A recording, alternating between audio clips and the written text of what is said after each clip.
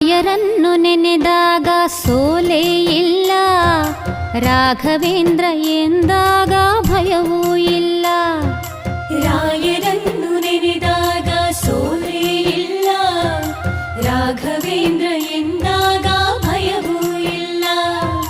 ತಾಯಿಯ ಮಮತೆ ತೋರು ಗುರುವೂ ಇವರು, ತಾಯಿಯ ಮಮತೆ ತೋರು ಗುರುವೂ ಇವರು, ಬದುಕಲ್ಲಿ ನೆರಳಾಗೋ ತಂದೆ ಇವರು, ಬದುಕಲ್ಲಿ ನೆರಳಾಗೋ ತಂದೆ ಇವರು. ರಾಯರನ್ನು ನೆನೆದಾಗ ಸೋಲೇ ಇಲ್ಲ,